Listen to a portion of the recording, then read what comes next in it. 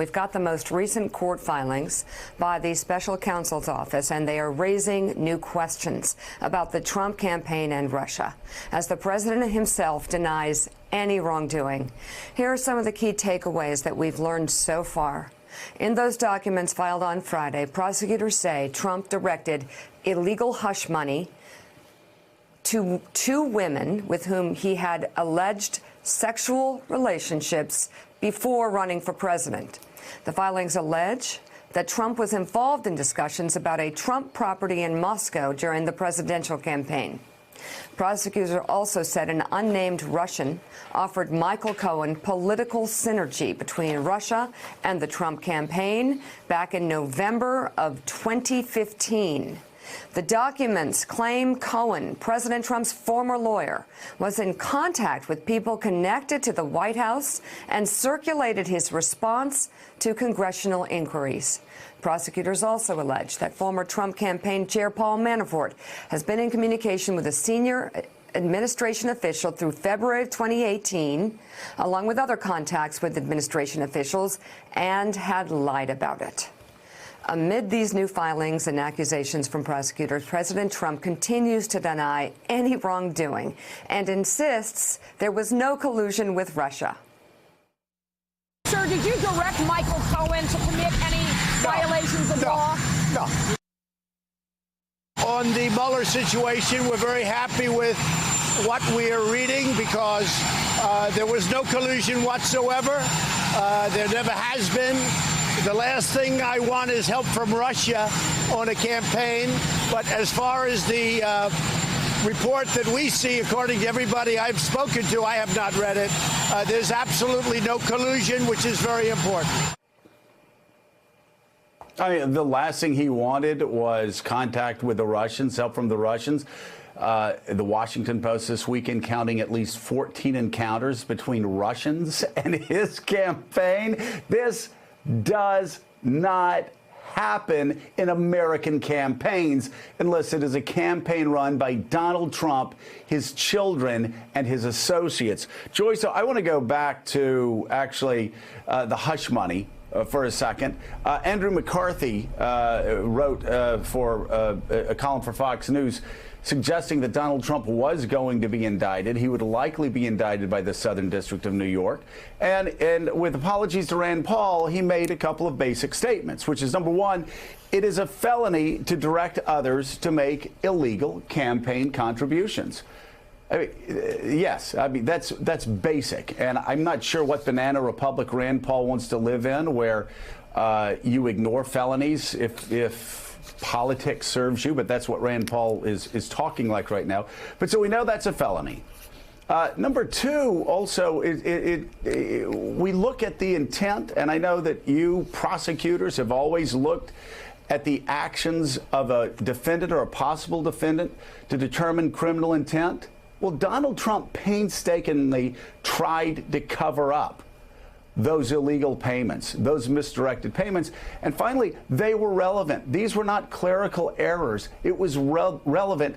In fact, you can make the argument that Donald Trump would never have been president if the scandalous stories about Stormy Daniels and his Playboy bunny trysts had gone public the last weeks of the campaign. I'm not exactly sure how to describe that. But it does look like he's going to be indicted, at least by the Southern District of New York. You know, it's really hard work being a prosecutor for the exact reason that you identify here. Sometimes crimes look so obvious and so apparent to the public. Prosecutors have to go back and do the painstaking work of ensuring that they can prove with evidence that'll be admissible in a courtroom all the elements of that crime beyond a reasonable doubt to a jury. And so for the campaign finance violations, the sticking point is the level of knowledge. It's a heightened level of knowledge here. There will have to be proof that the president specifically knew he was violating campaign finance law.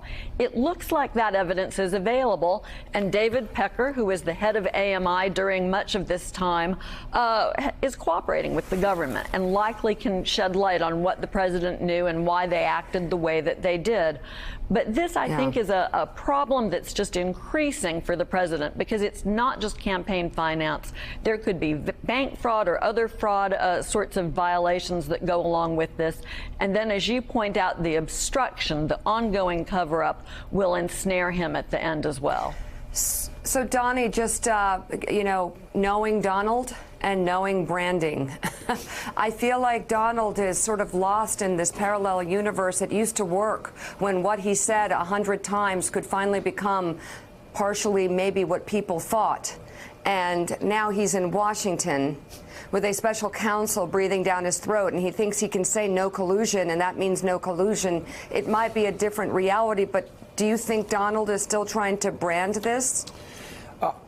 Obviously he is, and it's kind of laughable and pathetic at this point. Well, the other option is that he's lost his mind, or he's completely, what's the word for stupid?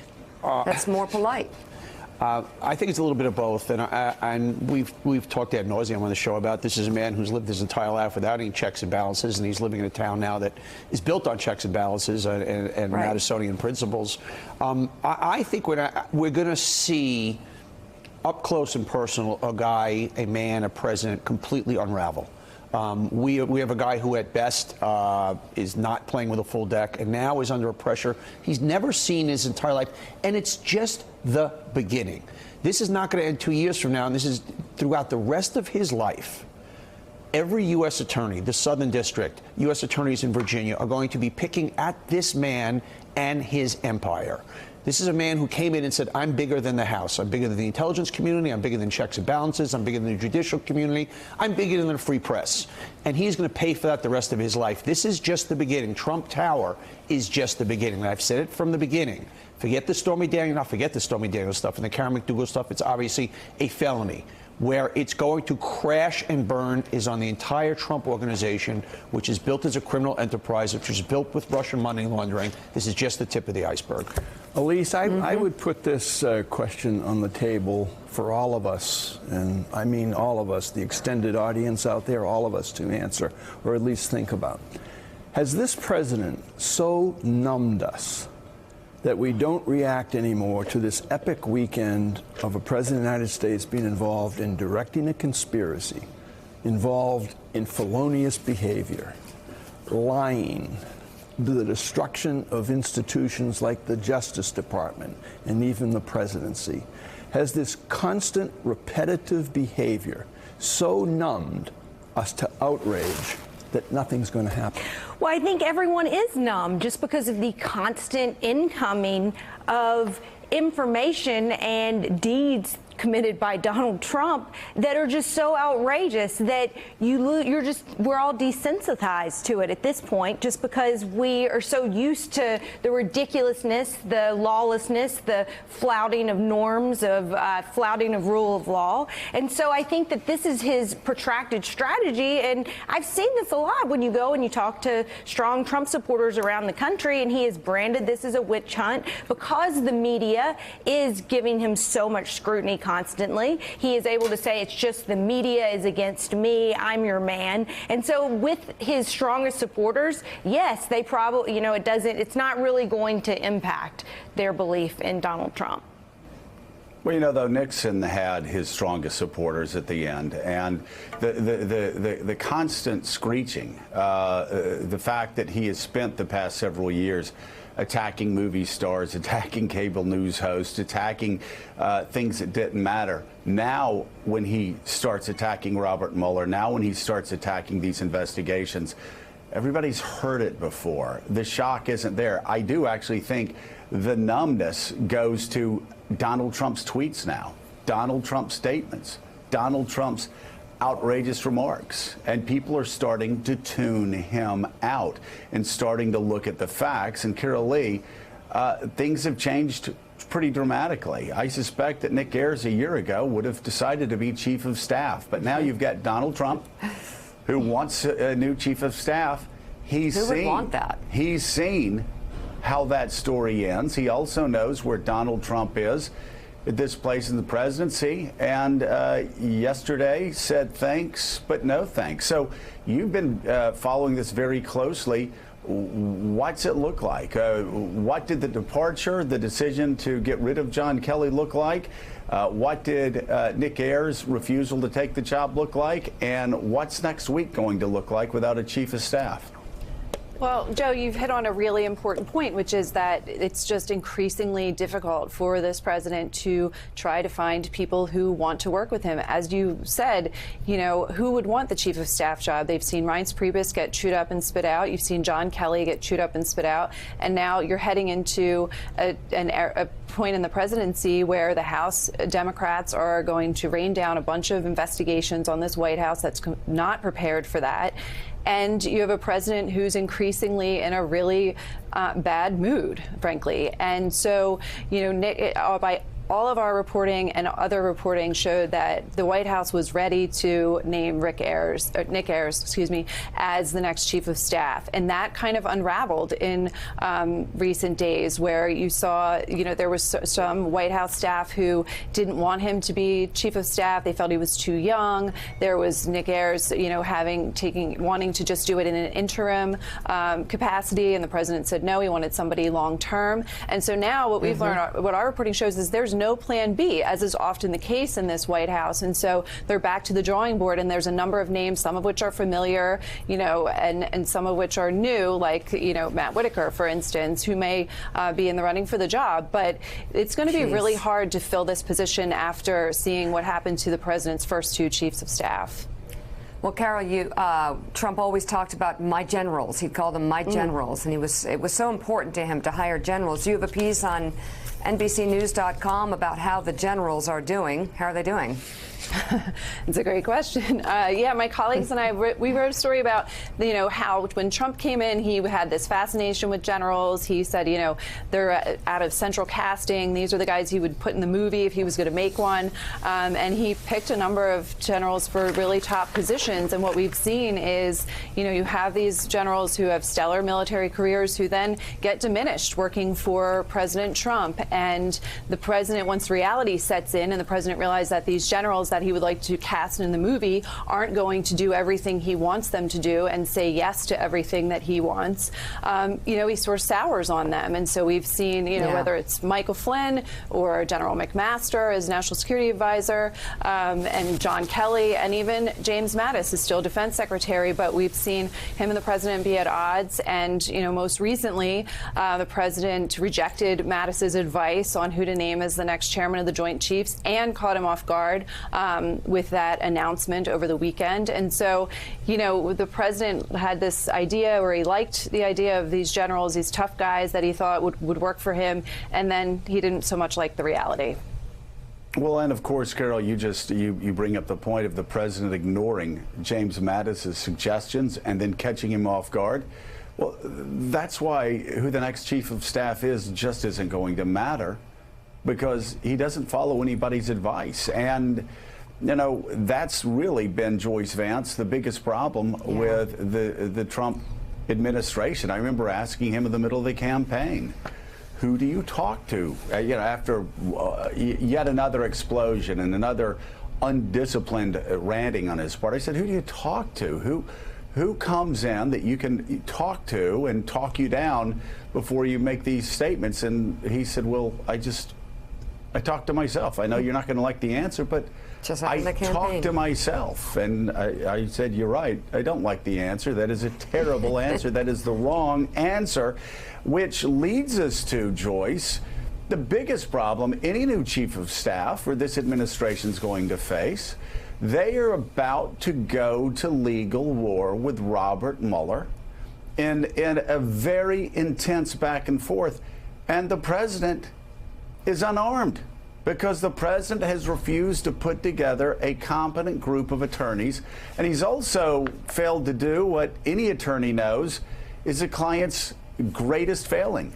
He's refused to tell his attorneys the truth. He's refused to let his attorneys in on what prosecutors are going to find. So how does any chief of staff, how does any White House lawyer stop Donald Trump from being indicted and possibly going down because they have a client who just first of all, refuses to hire competent attorneys, and secondly, refuses to tell the attorneys he has the truth. At this point in an investigation that'll come from both the legal front and from Capitol Hill, you'd expect Trump and his legal team to be very disciplined, very focused. And here they are, as you say, not even with a complete war room ready to deal with these issues, not with an identified chief of staff who can interface with White House counsel and ensure smooth management of everything. The irony here, Joe, might be that what ultimately insulates the president from indictment is not his legal team, not his willingness to be forthcoming and make a full confession, but rather this long-standing DOJ policy that says you should not indict a sitting president for a lot of prudential reasons that have to do with good government. That, of course, doesn't prevent prosecutors in the Southern District of New York from preparing an indictment that they clearly have in the works that would come into place as soon as he were to leave office, which will inevitably happen at some point in time. But this White House is not organized, is not staffed at a level that will permit it to effectively deal with the challenges that will come at it now from multiple places. But Joyce, of course, that is just guidance from the Justice Department. That is a standing question that the Supreme Court of the United States would have to answer. And I still, again, you and I both know if somebody brought this up in constitutional law class, you'd have a constitutional law professor who would say, okay, well, what if the president shoots somebody on Fifth Avenue and kills them? Are you not going to allow the president to be indicted for murder that day? You take that to its conclusion, and I'm not so sure that the Justice Department guidance will be followed by the Supreme Court. You know, it's a huge internal debate that's going on right now, and the first person that has to make that call would be Rod Rosenstein or Matt Whitaker or whoever's in charge of prosecutive decision-making in this investigation. That person would have to say, I understand that the Office of Legal Counsel has this long-standing policy, but we're going to set it aside. And normally there wouldn't be a great case for doing that because there would be a political check on an out-of-control president through impeachment, through accountability up on Capitol Hill. That doesn't seem to be a possibility in our current political environment. And so the question, Joe, that I'm starting to focus on is this notion of when you have a president who wins the White House through fraud that occurs during the election, should he still be insulated from prosecution? Because if that's true, then your best defense as a corrupt politician is winning. And if you win, you can no longer be prosecuted, at least for a while. But it's a difficult constitutional question that we'll have to work through. Fascinating. Joyce Vance, thank you so much. And Carol Lee, thank you as well for your reporting. Thanks for checking out MSNBC on YouTube. And make sure you subscribe to stay up to date on the day's biggest stories. And you can click on any of the videos around us to watch more from Morning Joe and MSNBC. Thanks so much for watching.